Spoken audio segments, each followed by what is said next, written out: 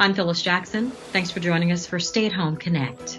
If you were out protesting last night, you probably need to go get a COVID test this week, because there's still a pandemic in America that's killing Black and brown people at higher numbers. Mayor Keisha Lance Bottoms sharing concerns about the potential for new COVID-19 cases. She echoes the voices of medical professionals who are also worried about an increase in coronavirus due to protests. Demonstrations were sparked by the death of George Floyd, who was killed while under police custody in Minneapolis, Minnesota. Doctors are strongly encouraging protesters to wear face masks to protect themselves and those with whom they will come in contact, as large assemblies like demonstrations make social distancing difficult, if not impossible. A small Northwestern University study finds that COVID-19 may attack the placentas of pregnant women. 16 women were studied. 1 suffered a miscarriage. The remaining 15 delivered healthy babies, but 12 were diagnosed with malperfusion, a condition that limits blood flow between the mother and fetus. 6 had placental blood clots. I spoke with pathologist and lead author of the study, Dr. Jeffrey Goldstein. 1, we think our maternal outcomes are pretty good. 2, in women that have more severe coronavirus disease or have other comorbidities or problems with their pregnancy, we don't know, we can't really say what that looks like. Dr. Goldstein says women need closer monitoring. A larger study will be launched to look at pregnant women with underlying conditions. Atlanta City Council member Amir Faroqi surveying damages to several businesses in District 2 following recent protests. That's going to do it for Stay at Home Connect. Have a safe evening.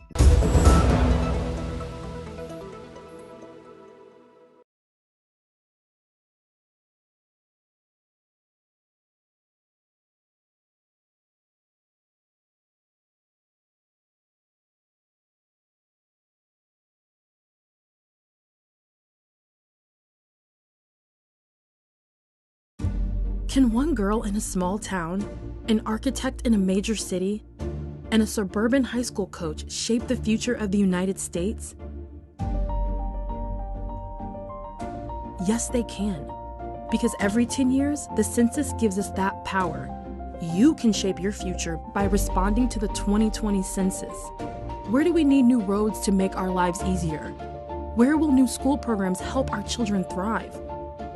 Where could a new health clinic benefit neighborhoods?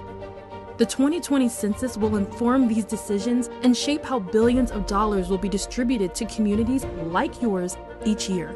And in 2020, you can respond to the census online, by phone, or by mail. It's easy, safe, and important. Make sure you and everyone you know is counted. Now is the time for you to get involved. Your community needs you. Together, we can educate and excite, inspire and make sure every voice is heard. Together, we can shape our future.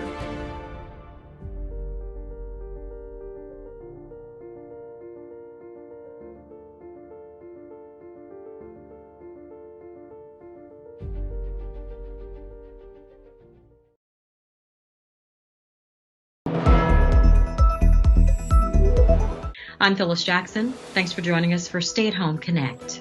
If you were out protesting last night, you probably need to go get a COVID test this week, because there's still a pandemic in America that's killing Black and brown people at higher numbers. Mayor Keisha Lance Bottoms sharing concerns about the potential for new COVID-19 cases. She echoes the voices of medical professionals who are also worried about an increase in coronavirus due to protests. Demonstrations were sparked by the death of George Floyd, who was killed while under police custody in Minneapolis, Minnesota. Doctors are strongly encouraging protesters to wear face masks to protect themselves and those with whom they will come in contact, as large assemblies like demonstrations make social distancing difficult, if not impossible. A small Northwestern University study finds that COVID-19 may attack the placentas of pregnant women. 16 women were studied. 1 suffered a miscarriage. The remaining 15 delivered healthy babies, but 12 were diagnosed with malperfusion, a condition that limits blood flow between the mother and fetus. 6 had placental blood clots. I spoke with pathologist and lead author of the study, Dr. Jeffrey Goldstein. One, we think our maternal outcomes are pretty good.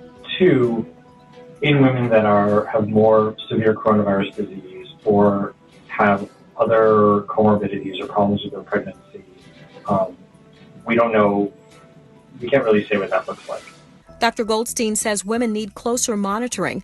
A larger study will be launched to look at pregnant women with underlying conditions. Atlanta City Council member Amir Faroqi surveying damages to several businesses in District 2 following recent protests. That's going to do it for Stay at Home Connect. Have a safe evening.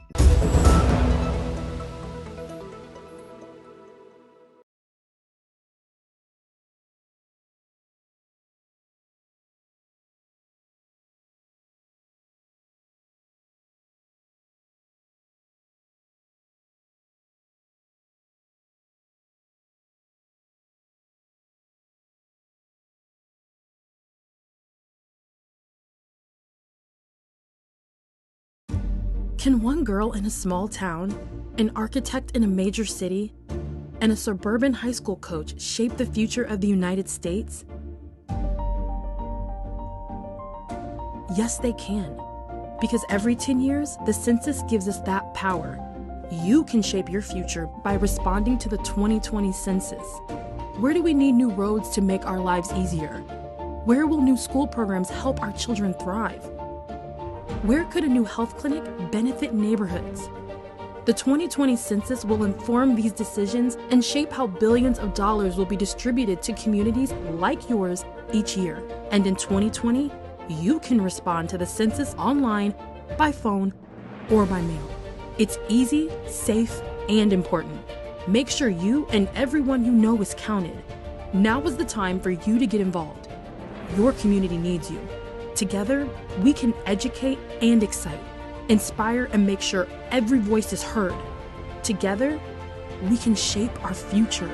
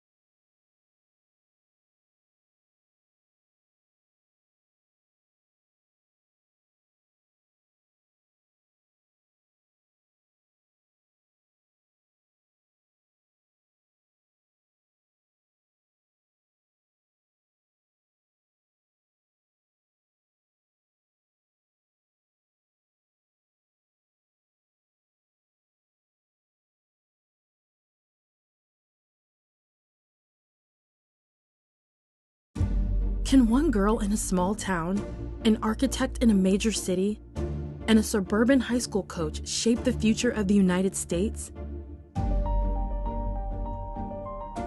Yes, they can. Because every 10 years, the census gives us that power. You can shape your future by responding to the 2020 census. Where do we need new roads to make our lives easier? Where will new school programs help our children thrive? Where could a new health clinic benefit neighborhoods? The 2020 census will inform these decisions and shape how billions of dollars will be distributed to communities like yours each year. And in 2020, you can respond to the census online, by phone, or by mail. It's easy, safe, and important. Make sure you and everyone you know is counted. Now is the time for you to get involved. Your community needs you. Together, we can educate and excite, inspire and make sure every voice is heard. Together, we can shape our future.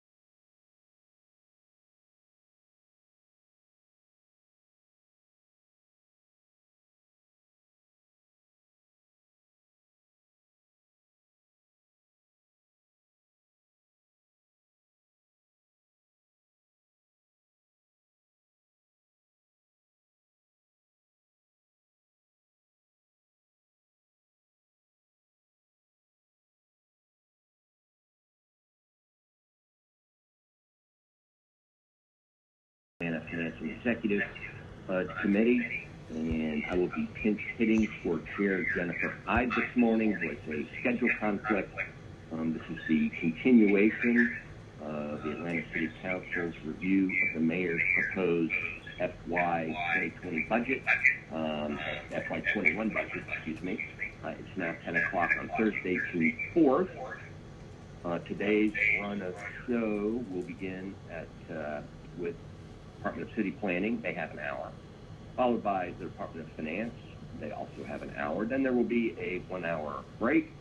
And then at 1 o'clock, we will resume with the Department of Enterprise Assets Management. They also have an hour. And then at 2, our final presenters will be Department of Customer Service / ATL 311. I know that a number of members will be participating in downtown's march. We are being represented here today by Ms. Corinne Lindo, so thank you. Council members, I hope you have received the budget summaries and presentations and budget modifications, which were emailed last night at approximately 10:47, and again this morning between 8:23 and 8:25 a.m. For the members of the listening public, you may view the hearings on Channel 26, Facebook Live, Twitter, City Council homepage, and YouTube, as well as by listening via the conference bridge. All the presentations are available on the Council's website located under Finance Executive Committee FY21 Budget page. And Ms. Lindo, if you're ready, let's have the roll call. Yes, Councilmember. Councilmember Alicia A. Moore. Councilmember Carla Smith.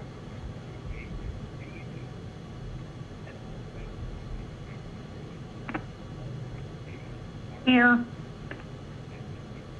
Councilmember Amir Faroki.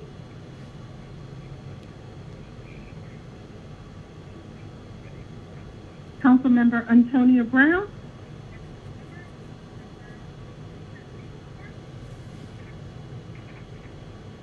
Councilmember Cleta Winslow. Present. Councilmember Natlin Archibald.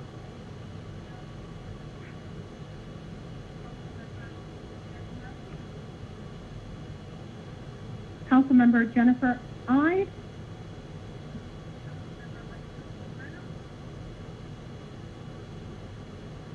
Councilmember Howard Shook. They have you here. Councilmember J.P. Masakai. Here. Councilmember Dustin Hillis. Here.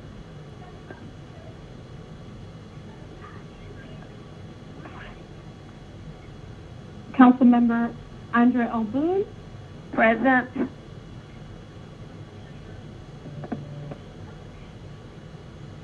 Councilmember Marcy Collier Overstreet. Present. Councilmember Joyce Shepard. Present. Councilmember Michael Julian Bond. Councilmember Westmoreland. Here. Councilmember Andre Dickens.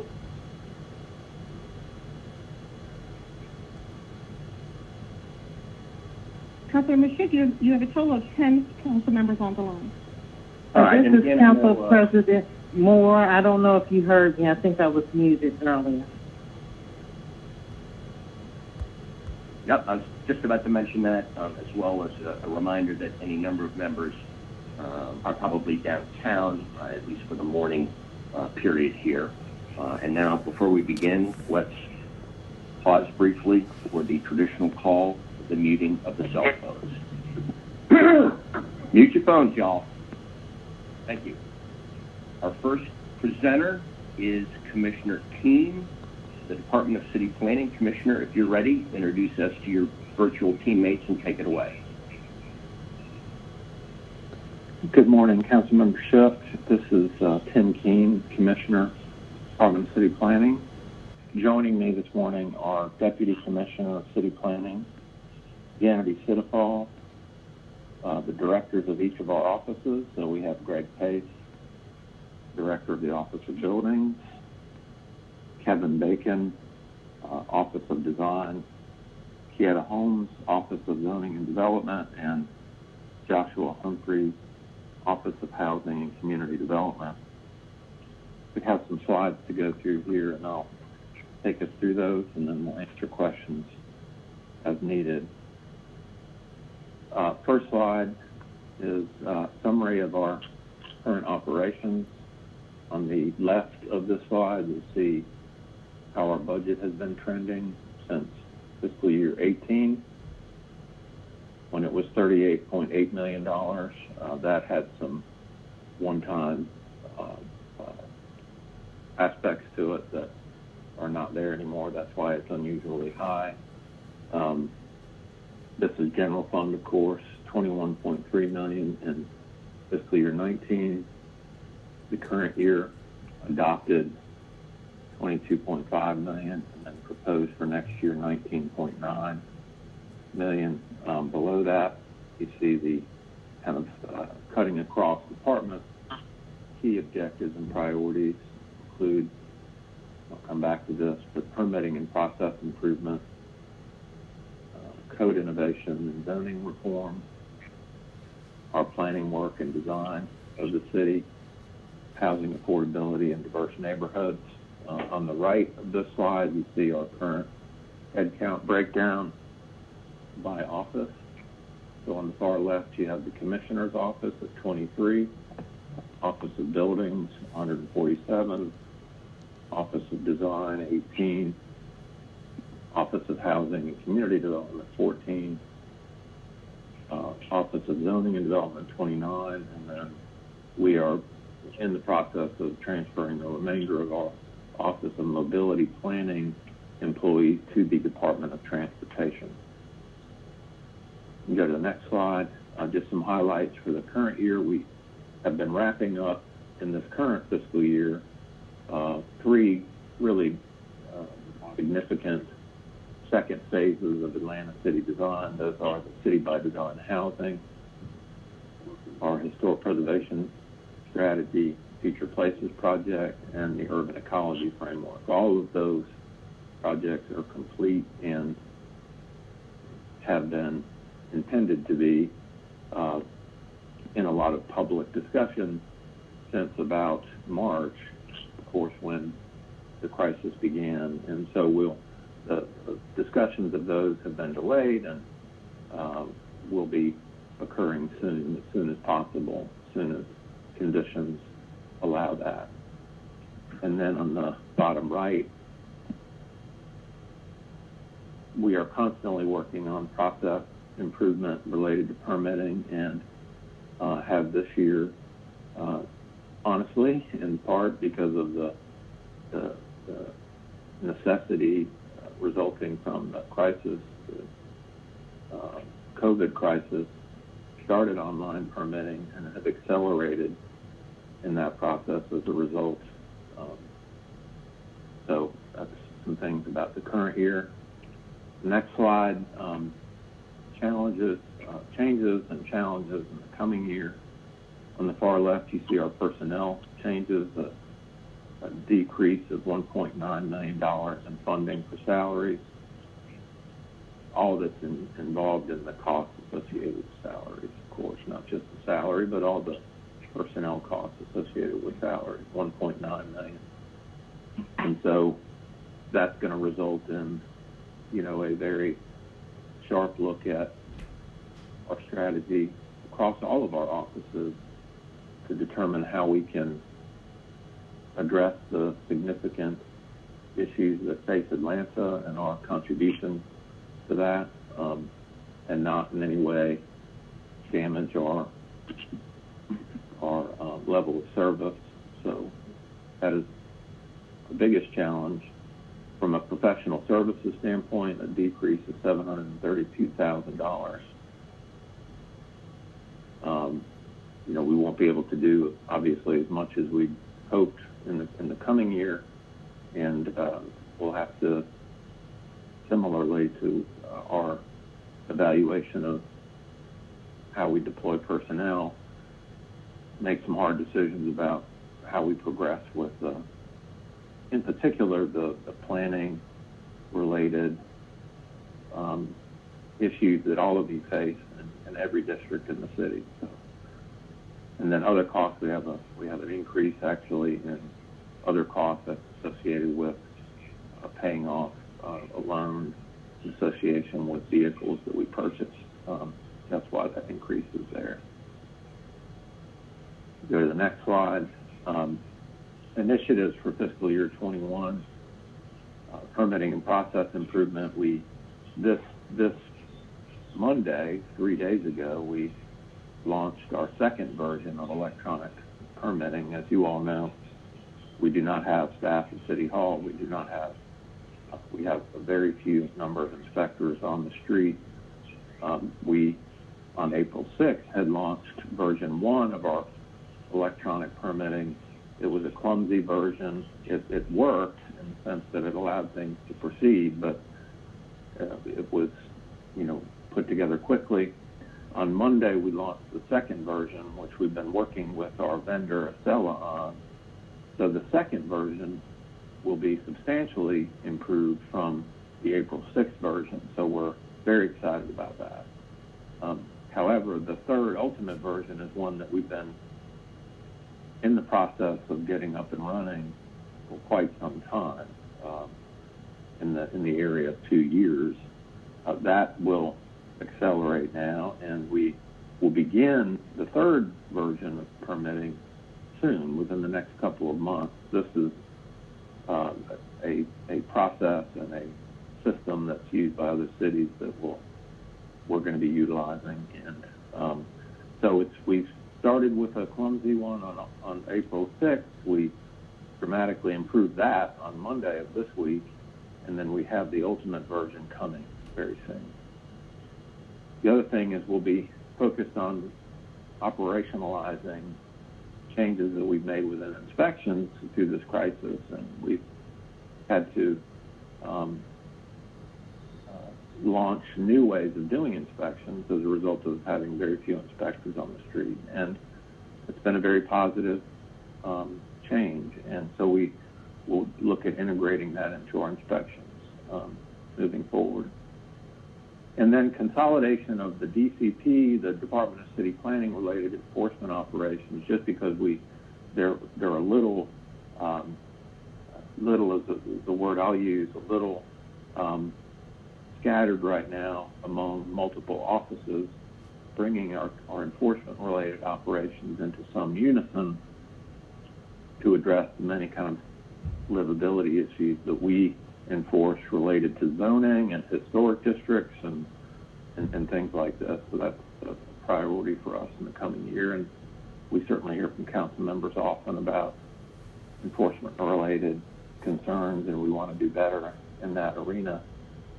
A code innovation and zoning reform, the new tree protection ordinance, of course. Councilmember Westmoreland is on the call now, and will be chairing a work session regarding the new tree ordinance on June 25th, and we'll progress with that towards an adoption this year.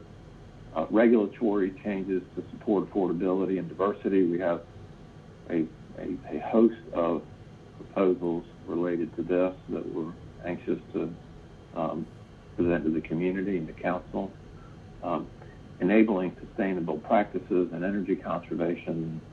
We've been working with Bloomberg and their consultants on evaluation of our regulatory processes and inspection processes to find better ways to make using sustainable practices easier to do in the city, and also ensuring energy conservation. And so that's going to be a priority. And then, of course, this little thing, the zoning ordinance rewrite, which has been many years in the making, and we now, of course, have been through a process to select a team to help us with that. So we are poised to actually begin this. Next page, we have planning and design of the city. This year we will also be doing an update to the city's comprehensive development plan, which is a huge opportunity to kind of reset the way that plan is organized and bring it more into alignment with Atlanta city design. It'll be a very significant public process. The Lindbergh Armour Area Master Plan, which we now have a team selected to help us with this. The Peachtree Street redesign study, also have a team engaged to help us with that, an engineering team. This is in Peachtree Center in downtown. Support for the More MARTA program and the planning side and design side of that, and the support we provide to them. And then the continuation of our public realm improvement program will continue. We have projects underway now, and that will continue. And then housing affordability in diverse neighborhoods. Again, regulatory reform to enable affordable housing throughout the city. And I mentioned on the earlier slide related to code innovation, how we are anxious to start working through some new proposals with the community on that issue. Creative design solutions to achieve affordability through our design studio. We've been working with nonprofits to look at how best to utilize their land and incorporate more creative design solutions that will allow for more affordable housing to be built with the same amount of money. Then aligning incentives to affordability to the city design proposals. One important aspect of I think city design is this recognition that Atlanta has different kinds of areas, in the sense that the physical characteristics of Atlanta are different in different areas, and that's good. That we should respect that. So the way in which we deploy our regulatory strategies, but also the incentives that we provide to people, should be in alignment with those unique physical characteristics of the city. For instance, affordable housing is needed everywhere, but ideally we're locating affordable housing where people can live more affordably.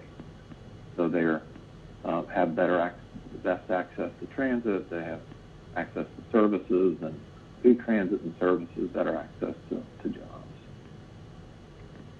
And then continuation of implementing initiatives to improve access to healthy food through our Housing and Community Development Office. You go to the next slide, we have some metrics for 21 that we'll be tracking. You all know this, and every time I present to the CDHS committee, I speak to all the ways in which we measure our permitting process. Here's one: percentage of plans approved on first review, target is 75%. You have heard me on multiple occasions talk about the SLA we have around plan approvals no later than the second review, which on a first review, often there's going to be comments because it's the first submittal. What we want to make sure is that under every circumstance, we're approving them on the second review. We tend to track on that SLA at about 95%, so we're doing well there.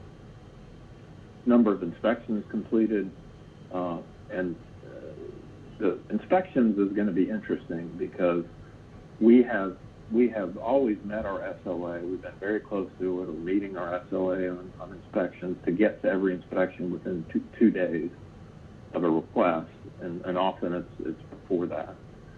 The issue, so we never had to use a third-party option for inspections, and as a result of having inspectors not working on job sites, we have started a third-party inspection program. It's been hugely helpful and will be appropriate and beneficial for certain kinds of inspections, so we expect to keep that. So I see the inspections SLAs changing a lot in the coming year. We're still coming to grips with that, but as we prepare for operationalizing these new techniques, you should see our SLAs change in inspections.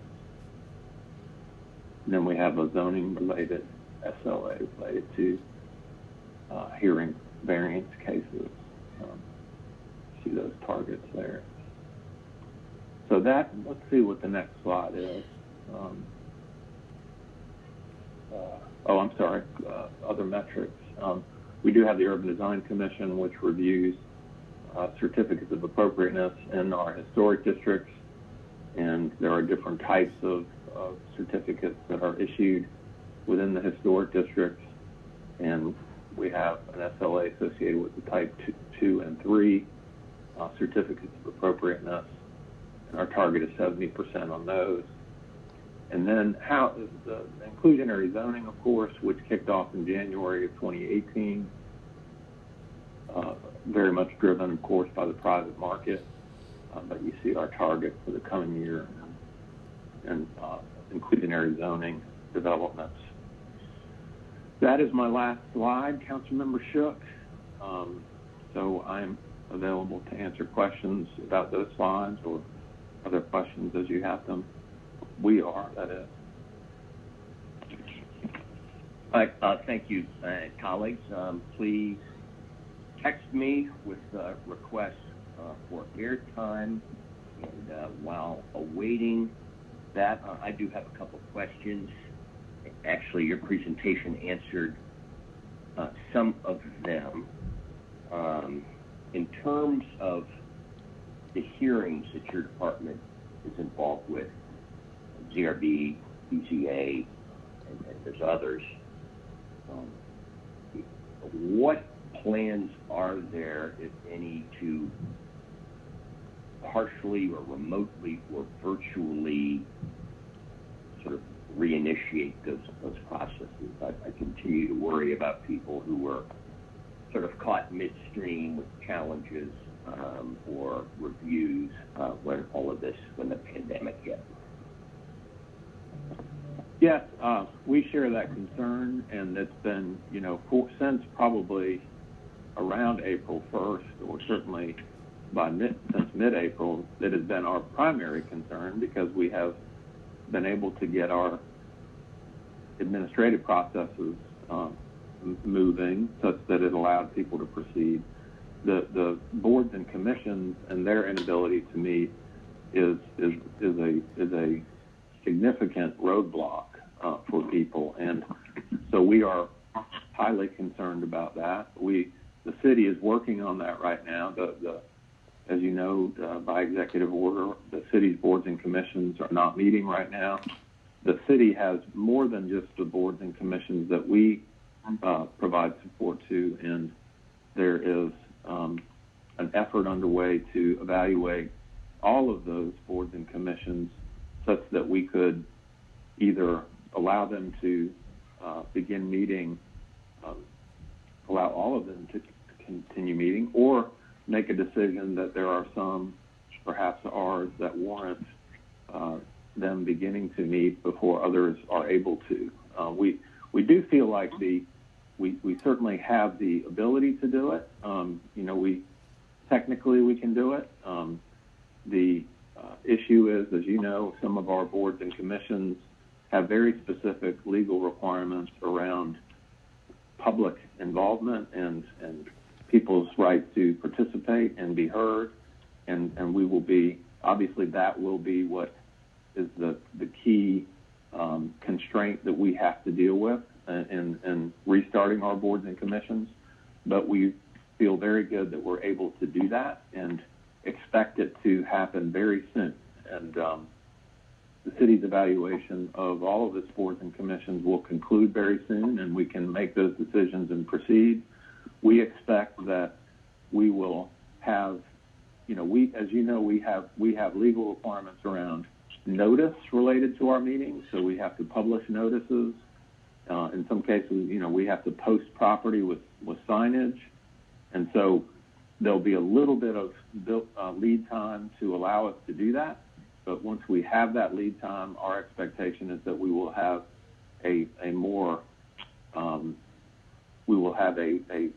more meetings than we would normally have to kind of catch up with the backlog of demand for those boards and commissions.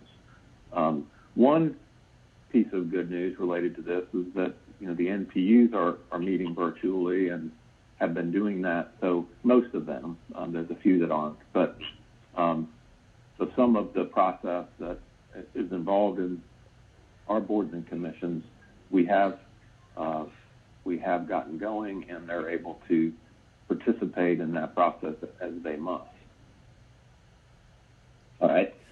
Thank you for that. If I have a couple questions, I'll circle back at the end. And we're now going to hear from Mr. Phillips, followed by Ms. Shepard. Thank you, Councilmember Shuck, and thank you for the presentation, Commissioner Keene. I have two questions. One is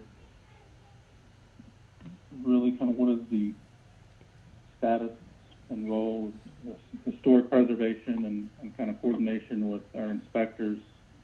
As you know, we have a number of historic districts in the city, and my personal experience, along with Councilmember Boone's and Councilmember Dickens, as he's a resident in one of the specific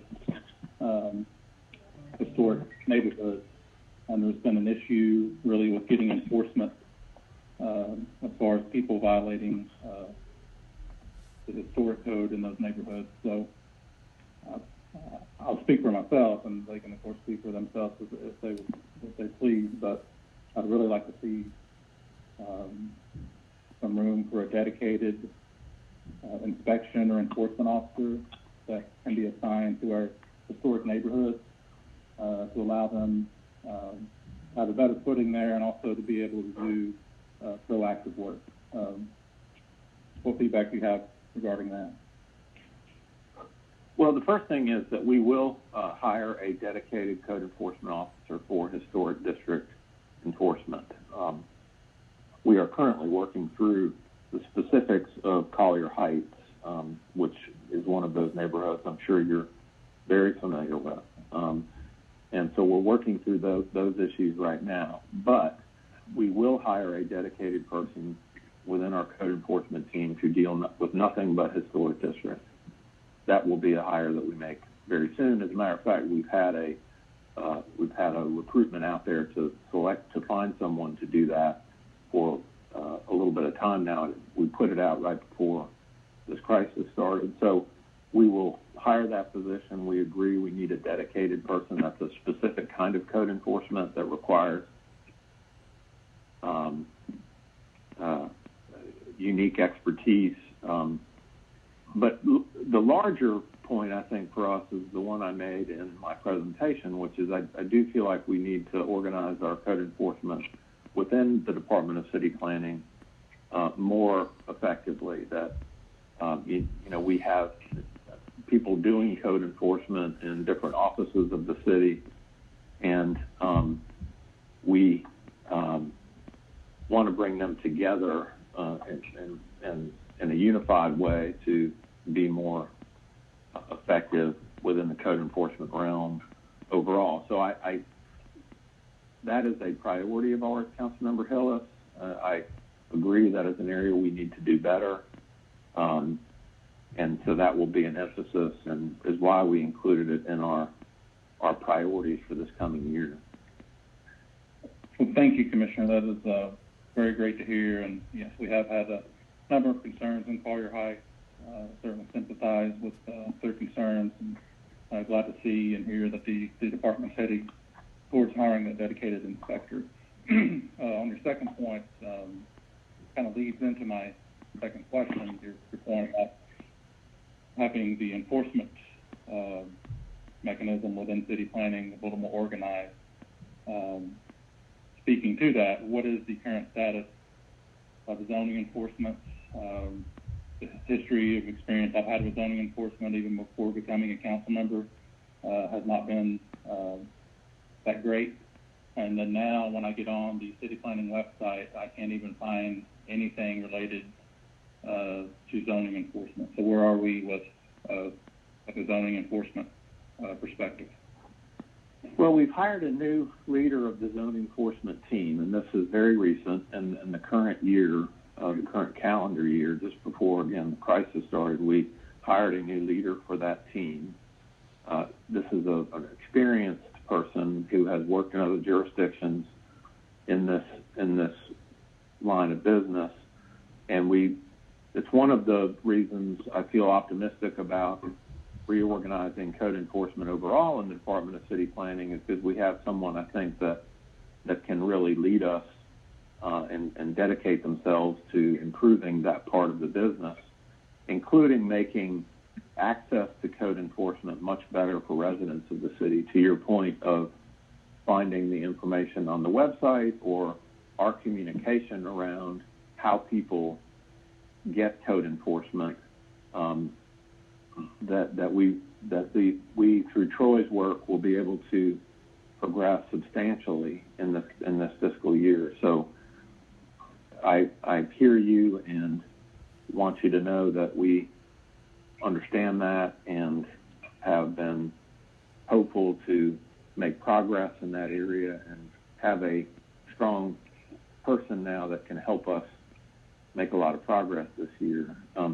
One thing I should say about code enforcement is and our leader in this area was making this point to us recently, that Atlanta is 135 square miles, and there's a lot going on in the city from a development standpoint. We have many historic districts. We have tremendous amount of development activity going on. We are going to have scarce resources when it comes to code enforcement. And for the most part, of course, our code enforcement operation is a complaint-driven code enforcement operation. People see something, they complain, and we respond. It's not an active, we're looking for code violations, because we don't have it's hard for cities to spend the amount of money that would be required to do such active code enforcement. All that being said, we need to be more accessible to people and have the expertise that we need within our staff to do a better job with the resources that we have, and that's what we're focused on.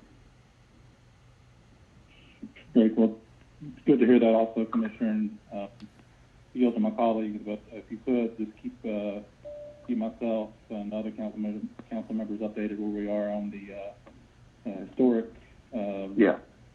enforcement inspector, and then also if you could send me the information on the new leader, the contact information on the new leader we have for zoning enforcement, that would be very helpful. Thank you very much. Mm-hmm. All right, thank you, Mr. Hillis. Next up is Ms. Shepard, followed by Ms. Winslow, followed by Ms. Collier Overstreet. Ms. Shepard, you're up. Good morning. Good morning, Commissioners. Could you restate your staff alignment to who you said was what? Because I missed something out. Maybe I misunderstood something you said. So could you talk about it again? Could you just tell us at the beginning when you talked about who your staff was in your different departments? Could you restate that?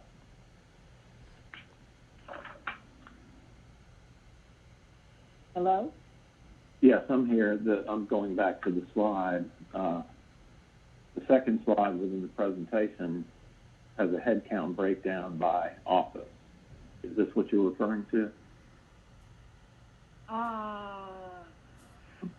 Actually, Jeff, in terms of who up under you talked about you and your deputy commissioner, and then you went on.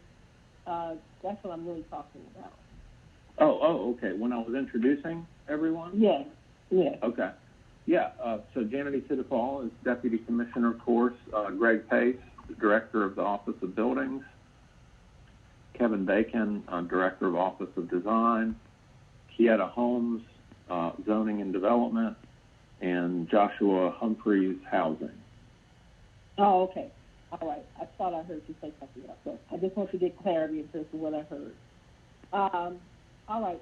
So let me ask you a question, and I know this may be not directly related to you, but I just want to put it out here.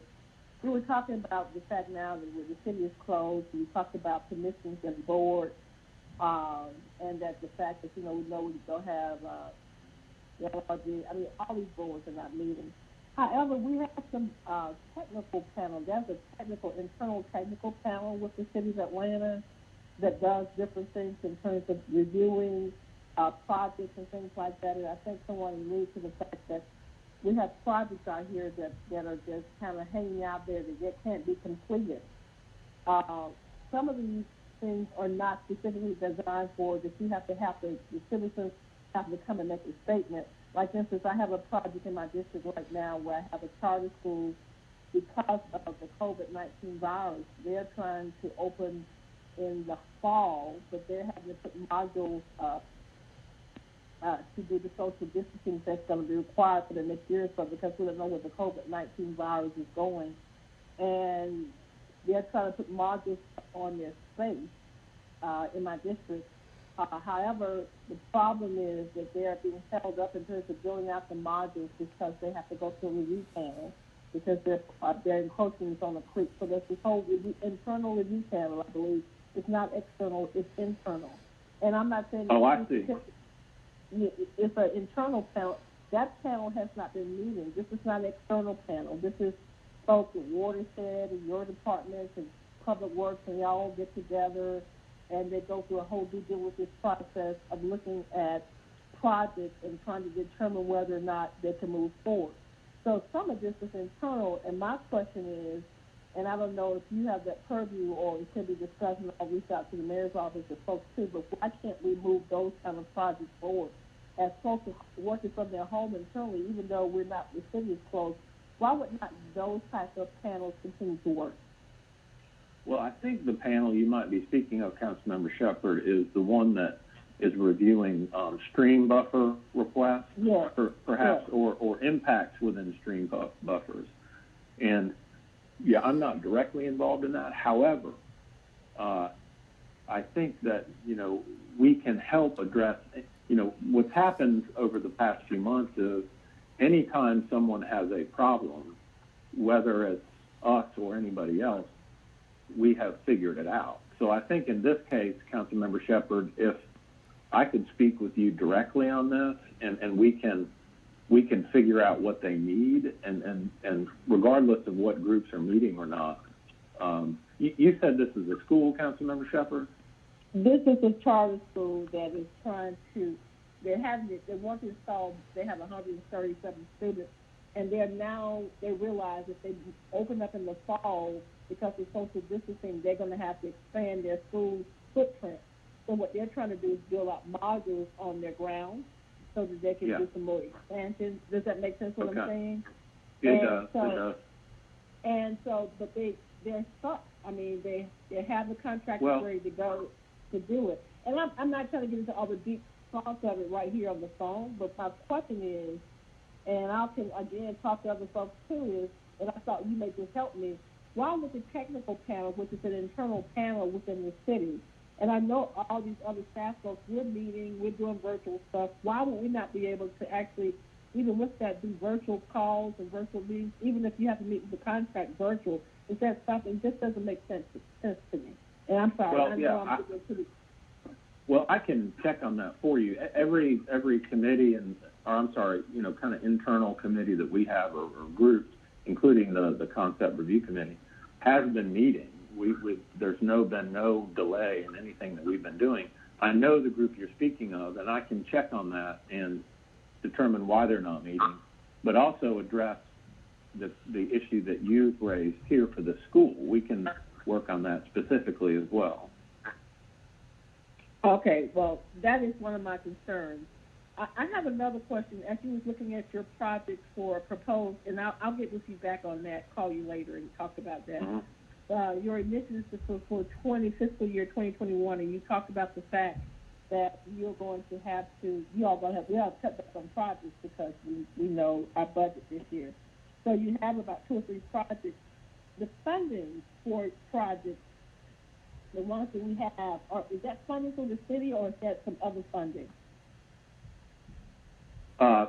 For the, if I'll go to that slide. You're speaking of the comprehensive plan update, the Lindbergh Armor, Peachtree Street, and so forth. Right. That was, that funding. It depends on the project. The Lindbergh Armor does include city funding. Of course, the comprehensive plan update does. Peachtree Street redesign is funding through the Atlanta Regional Commission. So we do have some funding in the coming year to support planning and design work. that will allow us to expand beyond this list that I've provided here. We're just going to have to make some decisions about, which of those we pursue. This is a very significant list that I've provided you. The update of the comprehensive plan alone is as you know, a very big public project.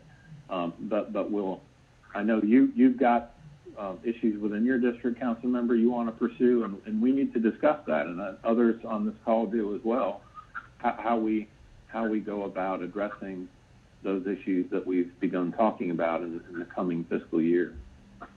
Yeah, and the reason I'm asking that because you have made it very clear that we're going to be tight this year, and I'm just trying to figure out how do we proceed in terms of some other projects that are.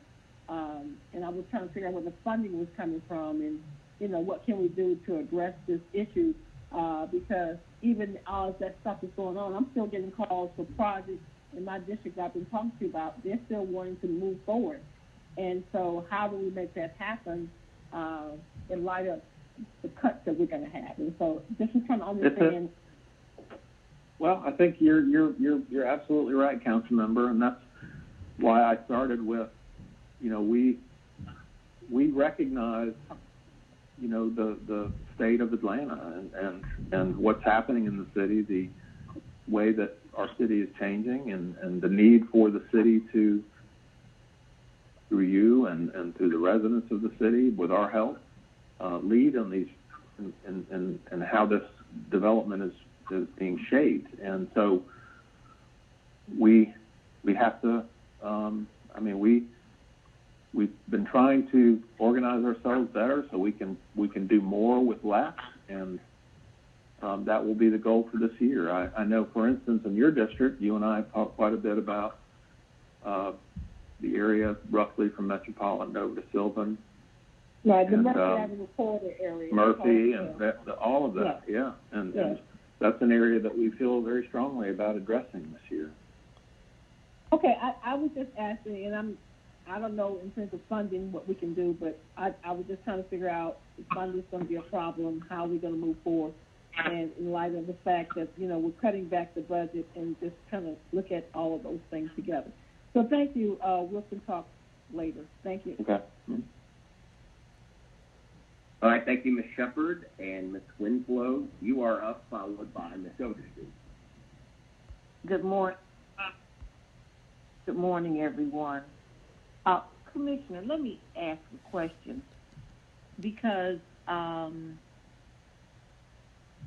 I'm trying to get some clarity. I use zoning enforcement quite a bit, and I use the building inspectors for stop work orders a lot. So I think at one of the previous, it might have been a public safety meeting, the person who said of housing code compliance said that they were assisting with stop work orders. So I know that there are about 15 people maybe in buildings on Mitchell Street that go out and do inspections, and I know they're on overload. So can you help me understand that? I mean, are those people still doing inspections in regards to if people don't have building permits? Well, we have very few inspectors on the street right now, Councilmember Winslow, and they're doing inspections for hospitals and the airport. So we have very few inspectors. We are working with the police department, for instance, who's been incredibly helpful in terms of helping with stop work orders. So that's, we're in an unusual condition right now. So there was a shift. Okay, so there was a shift for some other needs for them to go someplace else, and then for the people in housing code to come in and to assist you, or not to assist you, but to assist that division. Well, and Greg Pace is on this call. Greg, do you want to speak to this? this issue of enforcement and housing, code compliance, and so forth? Yes, that was during the time. I'm sorry. Good morning, everyone. This is Greg Mace, off of the building. And so during the time in which we were using the housing a lot of the inspectors to the code enforcement officers was during the time in which we were transitioning. We had two of our inspectors that were on an extended FMLA, and so we were very challenged with resources, and so we worked with the solicitor's office and code enforcement to get some assistance with a lot of the complaints that were prevalent in the areas. And so that's where that came from. We have since revamped up some of our resources. However, due to the circumstances we're in now, we partnered with APD to help issue a lot of the stop work orders that are going on as we're in the state, due to, as the commissioner stated, we don't have inspectors in the field, many inspectors in the field handling those complaints. So we worked with APD, and as of recent, due to the current conditions of the protest, APD can no longer help us at this time, understandably so. And so we're working to figure out another means of dealing with any complaints that have come in since then regarding getting inspections and getting some stop work issued at those properties. Okay, and so that's what I was kind of going to. But okay, so so I have a list of those people who can do. I mean, that I was given from I think from Steve Jones over in and hopefully I have his name correct, but it's Steve Johnson over Mr. Johnson, who deals with stop work orders. So all of those people are, and it was about 15 inspectors, so all of those people are dealing with other things now, right? I mean, they've got other assignments. That's right.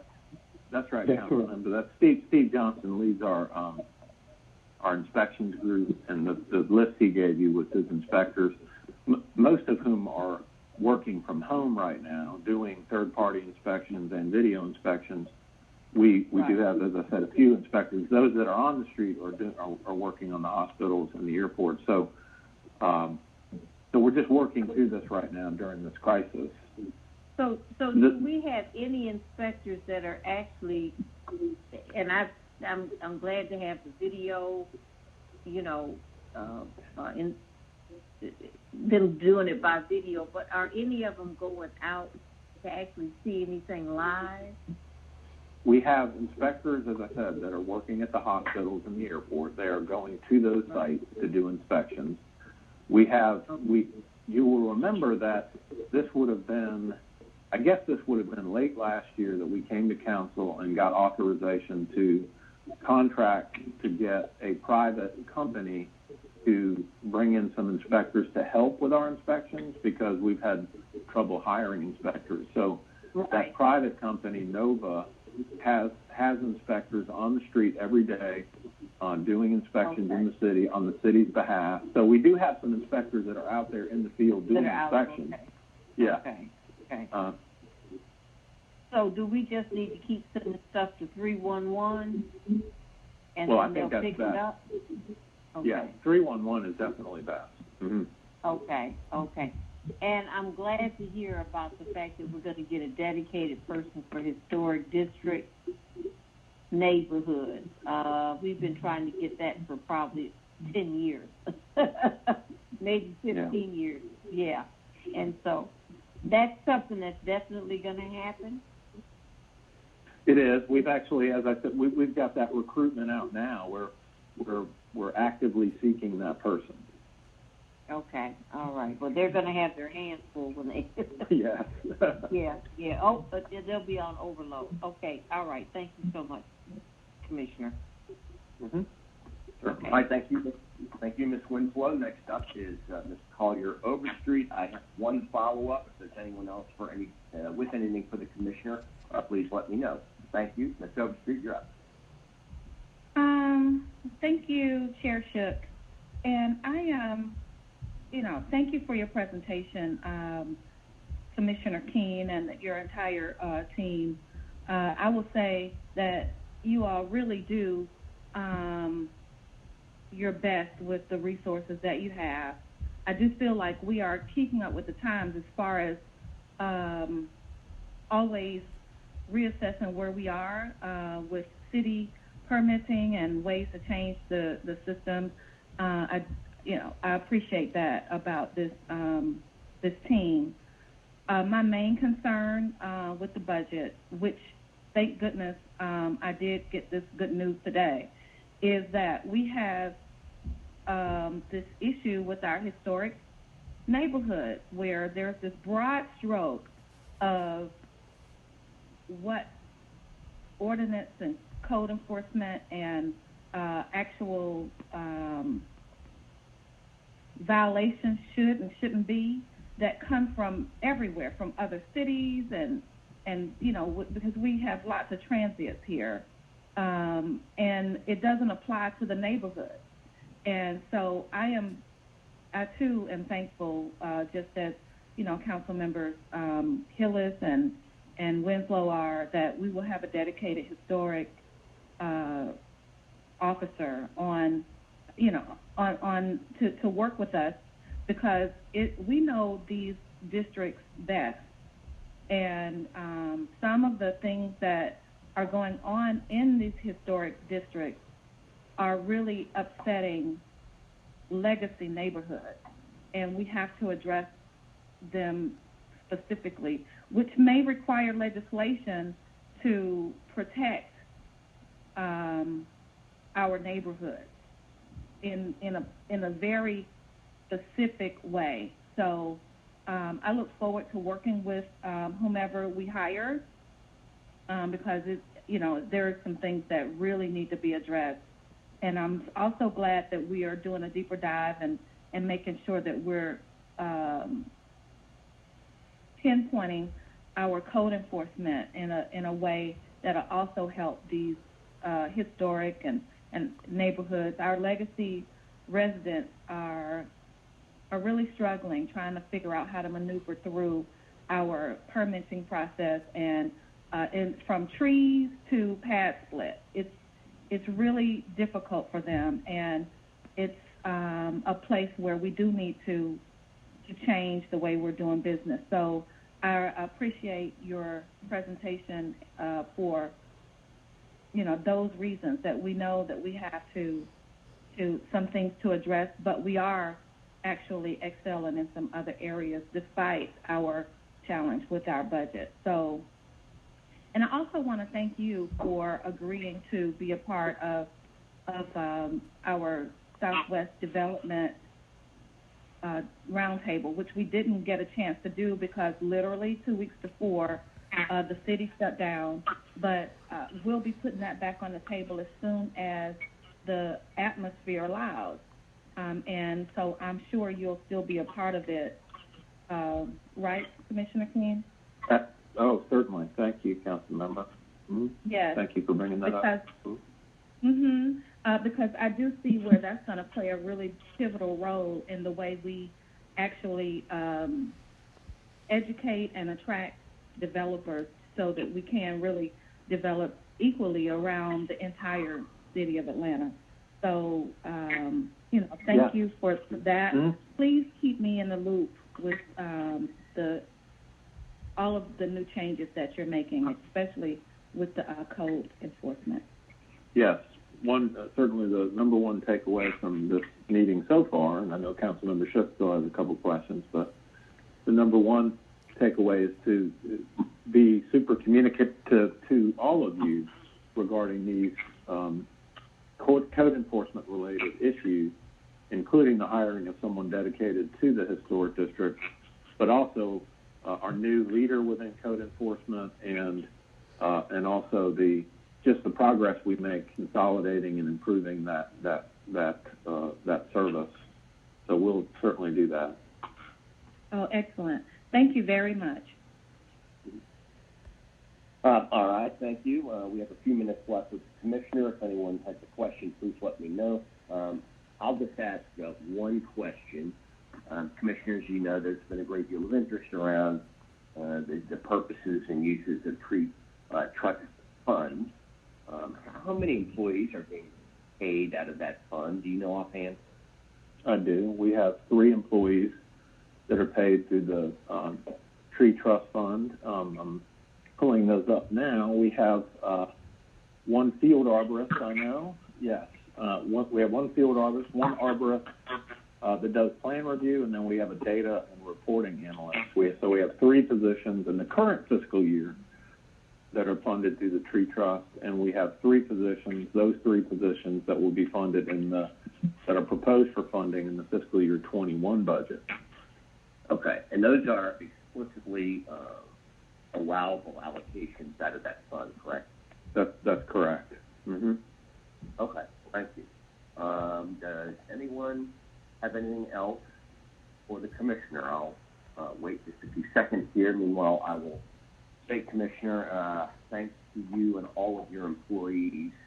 I cannot imagine a department that was more disrupted by the virus than yours. And we acknowledge that, and we're here to support you. And I want to thank you for your very concise presentation. All right, I am not seeing anyone else, and so thanks again to Department of City Planning. Let's mutate our phones for the next few minutes and resume at 11 with the Department of Finance. Thank you.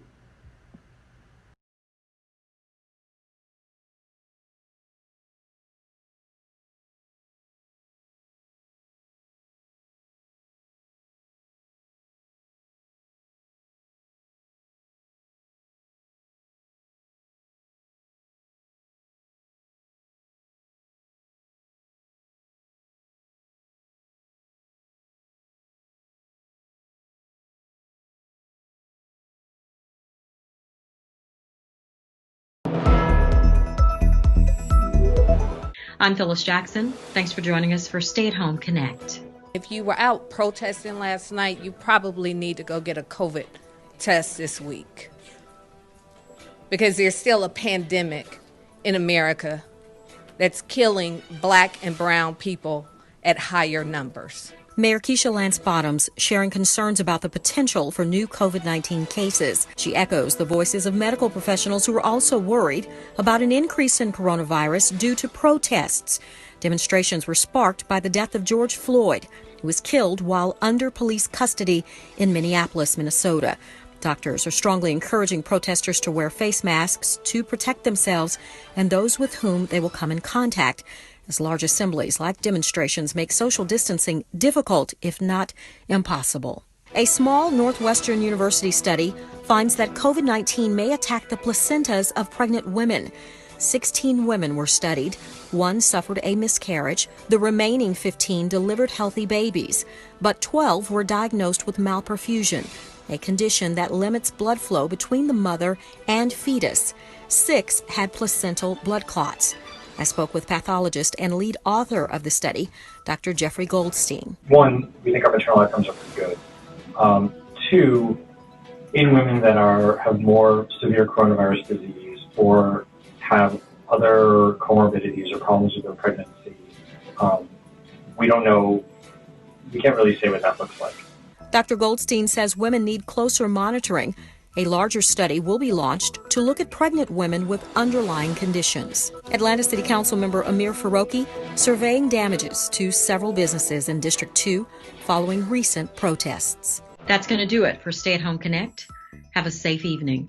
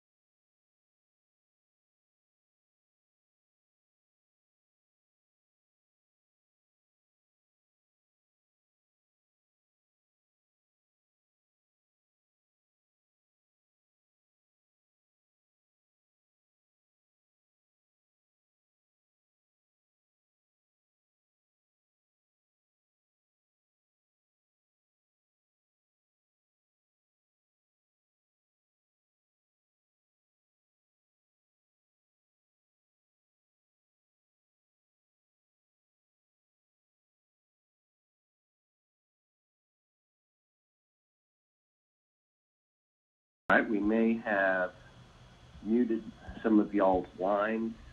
Who else is on the line? I'm here, Council Member. Good morning. Good morning. Let me know when you're ready for a roll call. All right, well, I'm ready.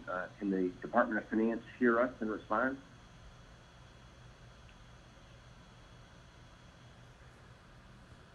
Mr. Shook, yes, we have... John Gaffney.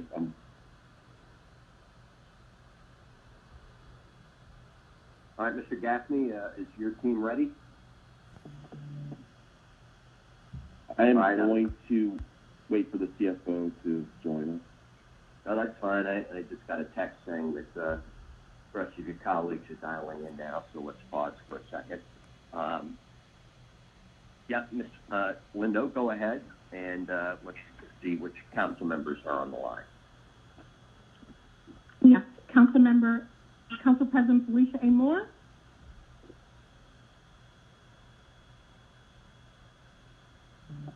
Councilmember Carla Smith. Here, can you hear me? Yes. Councilmember Siroki. Councilmember Antonio Brown. Councilmember Cleta Winslow. Present. Councilmember Natlin Archibald. Councilmember Jennifer Ide. Mr. Gaffney, is your team ready? Mr. Schick, you're here. Councilmember J.P. Mathakite. Here. Councilmember Justin Tillett. Fine, I just got a text saying that the rest of your colleagues are dialing in now, so let's pause for a second. Councilmember Hillard. Yeah, Lindo, go ahead. Councilmember Andrea O'Boone. Present. Councilmember Marcy Collier Overstreet. Present. Councilmember Joyce Shepard. Present. Councilmember Michael Julian Bond. Can you hear me? Yeah. Councilmember Matt Westmoreland. Councilmember Andre Dickens. Councilmember Antonio Brown. Councilmember Cleta Winslow. Present again. Yeah, I don't know how to do that. Yeah, there's distinctly feedback that's being repeated from the dialogue that went on 3 or 4 minutes ago. If the tech people could extinguish that, that'd be helpful. If the finance people are ready, introduce us to your team and take it away, please. Okay. Can you hear me? This is CFO Council. Yes. Okay. Thank you, Mr. Shuck. Good morning, everyone, and thank you for allowing us to present the FY21 budget for the Department of Finance. Joining me today are my 2 deputies, John Gaffney and Tina Wilson, and we do have others. But before I get started, like so many other presenters, I want to briefly just take time to thank the diligent employees of the Department of Finance who have continued to show unbridled commitment to the city and to this department during this pandemic. One of the challenges that I saw before us as a department was to not allow the weight of COVID-19 to erode our focus on the day-to-day financial operations that we feel is critical to the city's ability to operate and to deliver the service that it is expected to deliver. So we exist in a production environment, but in this teleworking period, I'm proud to say that we've been able to continue to process invoices, produce payroll, make enhancements to our cloud environment, position the city to recover costs related to COVID-19, and now to work through the development of the fiscal year 21 budget. First slide, please. As much of what we do is mostly considered transactional, we still understand how important it is for us to continue to serve as a strategic business partner to our customers and to be able to provide timely and accurate accountability of the city's financial resources to the city's leaders and the departments. In addition to that, We're always looking to try to produce innovative ways to deliver and continue to deliver quality service throughout the city. Next slide. A lot of what we do, as I mentioned, is production and transactional in nature, but this page is a depiction of just what that looks like by the numbers of the various departments in finance. FY21 general fund budget is $16.5 million, which is a $661,000 reduction from our FY20 allocation. We'll be able to provide you more details on our budget later in the presentation. Our proposed head count for FY21 is 144 staffers, of which we will lose 3 that will be transferred to the new grants office under the administration. During this pandemic, while teleworking, 141 of the 144 staffers were able to maintain their pre-COVID-19 level of productivity. The 3 staffers that were challenged with the teleworking model are responsible for the storage and retrieval of archived information. But based on weekly production reports that I requested from each function, we were able, in some instances, to reduce the backload of work that is typical in a financial environment. In meeting with each office, I found that everyone was adjusting well to this temporary new normal. And it also became clear to me that our ever-present workload actually proved to be therapeutic for most. One of our goals is to continue to enhance the skill sets of our employees in the Department of Finance, as well as staff within the city, through the continued training and enhancement of technological platform tools like Oracle Cloud, that will allow more efficiencies in our financial, procurement, and HR processes. As I go through some of these numbers for the offices, we'll be able to reflect again the opportunity for you to get some sort of idea about just the magnitude of what we do. For revenues, the total revenue number of $2.2 billion actually represents an accounting for revenues across several operating firms. We process about 40,000 business licenses, and we collect property tax on 165,000 parcels of land. For Treasury, we manage a debt portfolio valued at $6.8 billion, of which 84% is really aviation and watershed. We also manage $2.7 billion in investments across a fixed income portfolio, and we also manage $37 million in investment income. For our controller's office, we produce on an average of about 8,500 checks every pay period. We actually manage and pay 75,000 invoices per year. And we also prepare 18 different audit and compliance reports on an annual basis. Our financial systems manages 32 ACL cloud modules with the opportunity to provide 500 enhancements to those modules.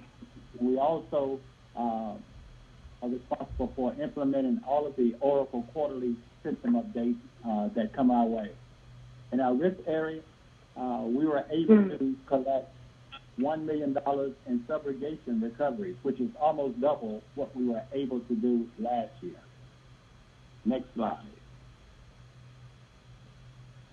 So our key accomplishments were mainly focused on improving our processes on our deliverables. We were able to transition finally, 100%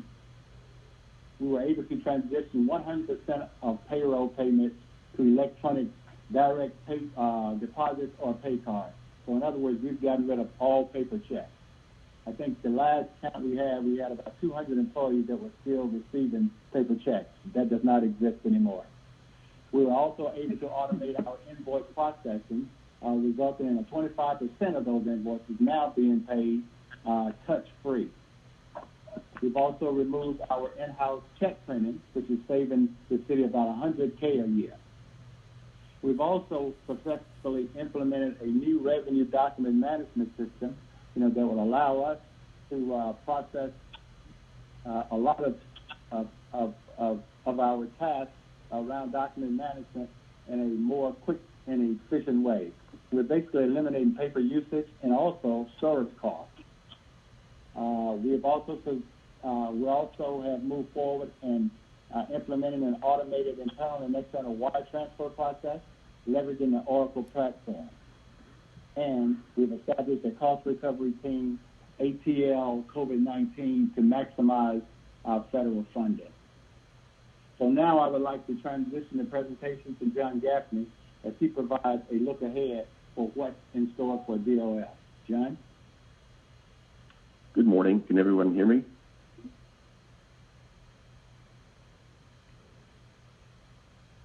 I can hear you.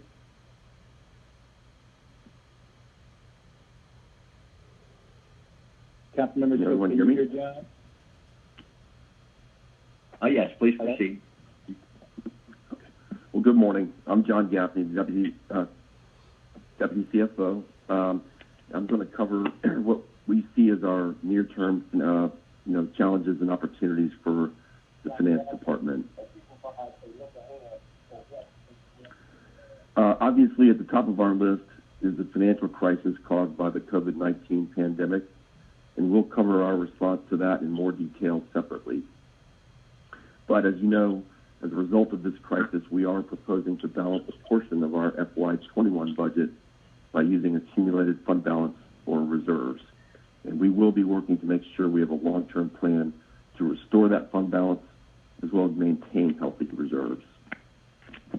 We'll also continue to monitor deficit funds, which right now include solid waste and group insurance, to make sure we have a sustainable solution to correct these financial imbalances.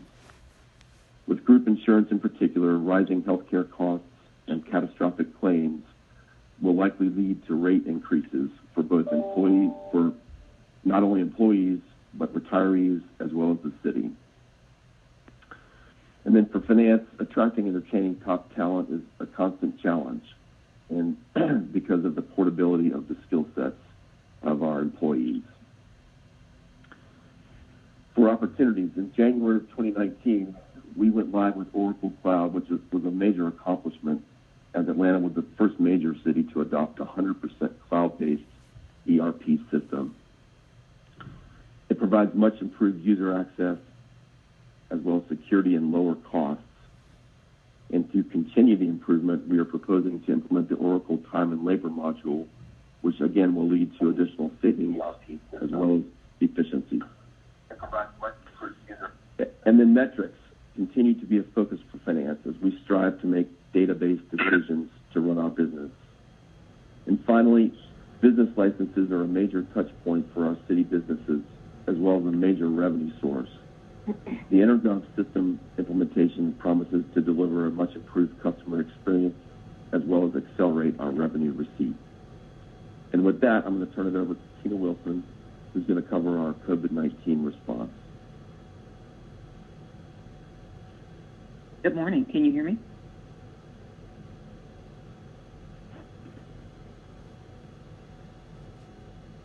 Yes, I can hear you.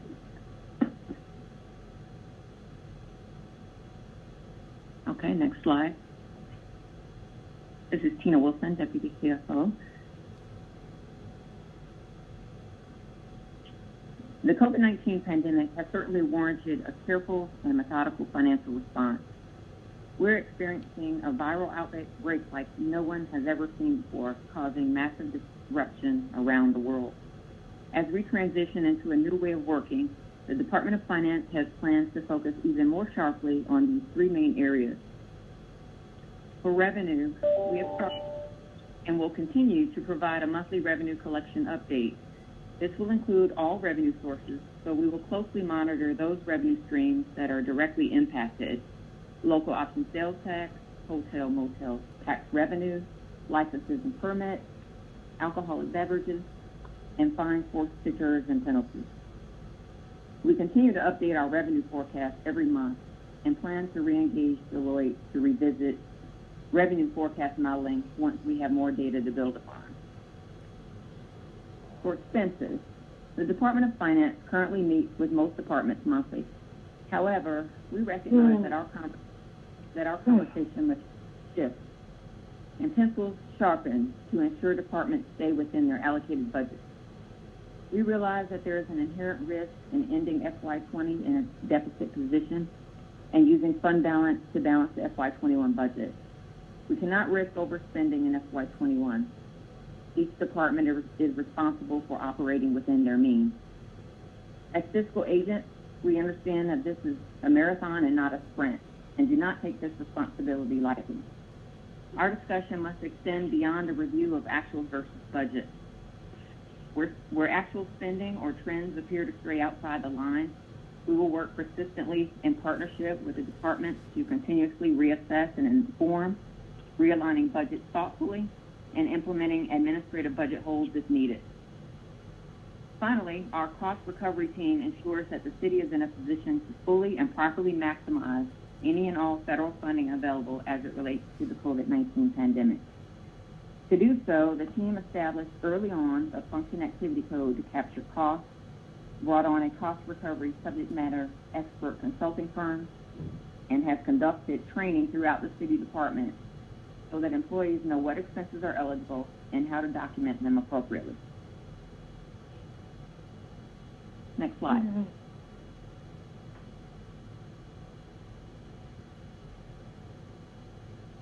The Finance Department's FY21 proposed general fund budget totals $16.5 million. Personnel expenses are $11.9 million. The reduction in personnel expenses represents defunded positions and positions that will transfer to the Department of Grants and Community Development. Purchase contract services are $2.8 million and reflects a modest increase of $101,000 over FY20.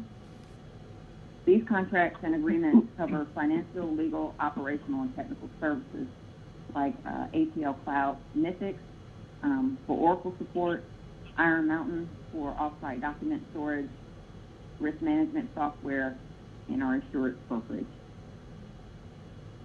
Our supplies budget has no change from last year, and it's principally where we cover software license agreements, various office supplies, subscriptions, and memberships.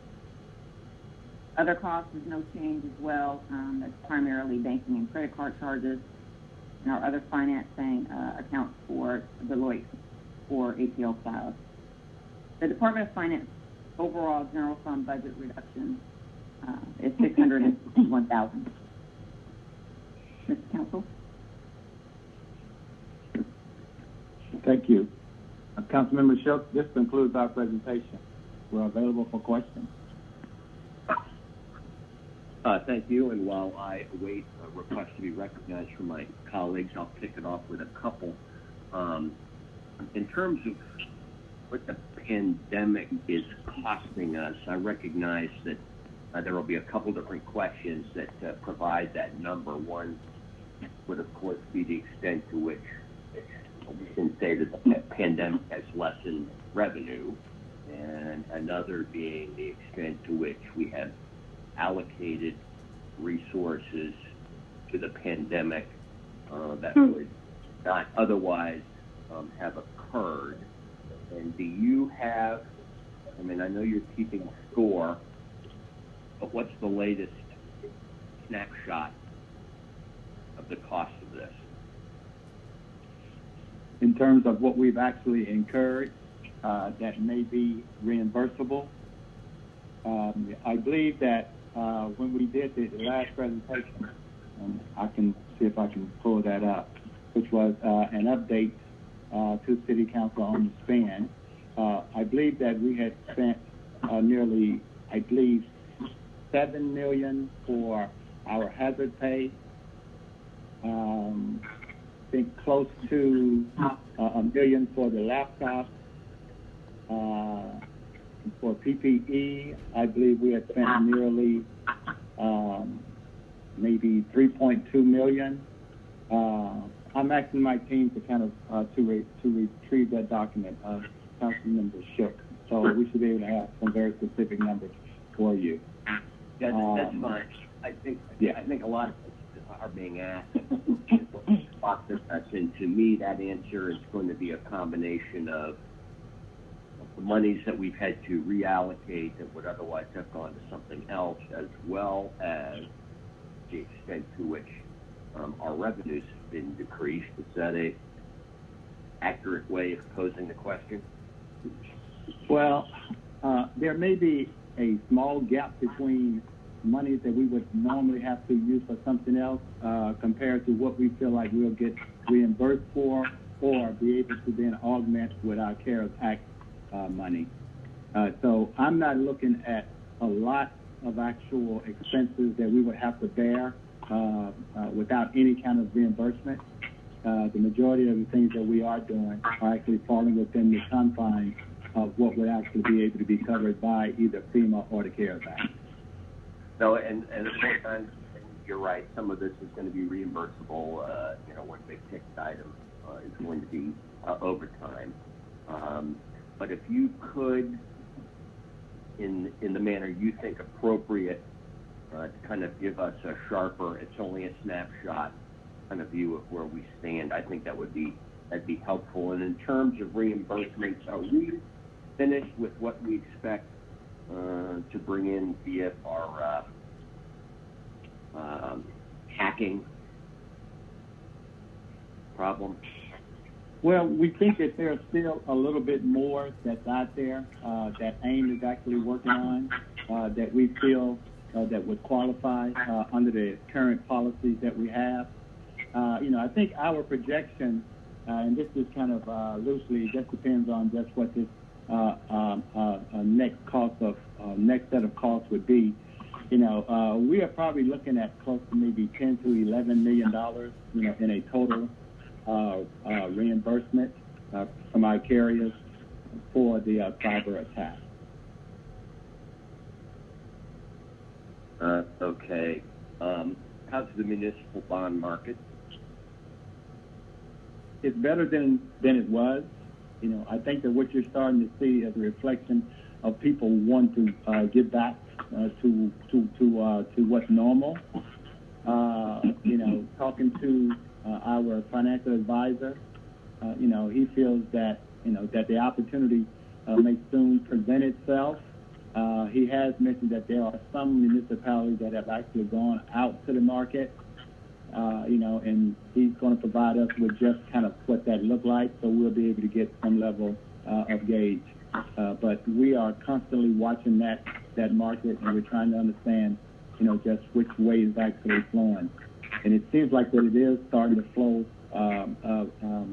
back toward us as opposed to away from us. And so I'm hoping that trend actually continues and it actually accelerates.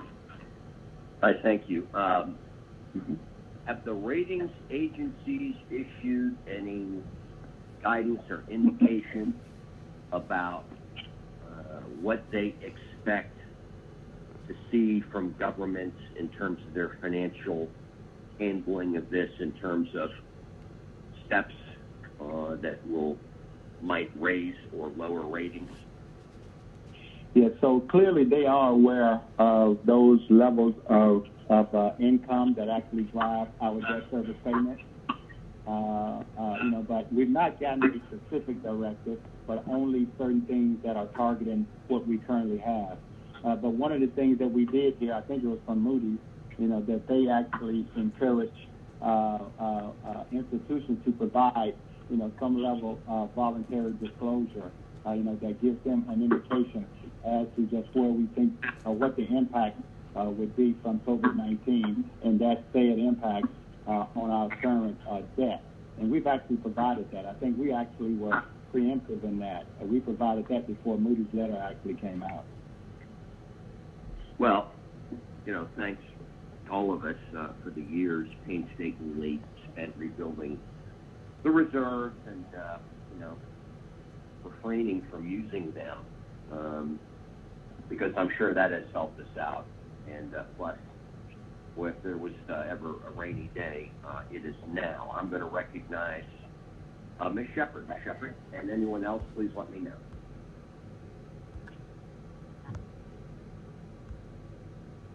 Good morning, Mr. Counsel.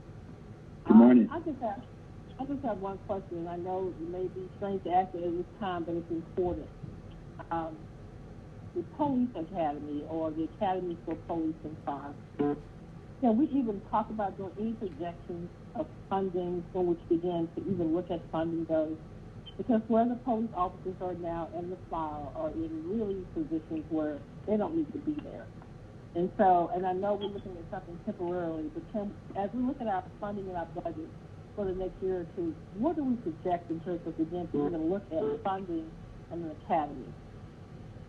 Yeah, so that seems to be an issue that is high on the administration's list of things to do. Prior to all of this, we were looking at the issuance of some GO bonds, and I think within that containment, was the opportunity for us to look at using some of those funds to enhance, our training centers for not just fire, but for police as well. And so, we've had several discussions surrounding this, which makes me feel like that this is something that is a priority, for the administration. It's just the source of funding. Okay. All right. I just want to make sure that it's on the radar because it's really at a point where we got to do something. Thank you. Sure. That's it for me.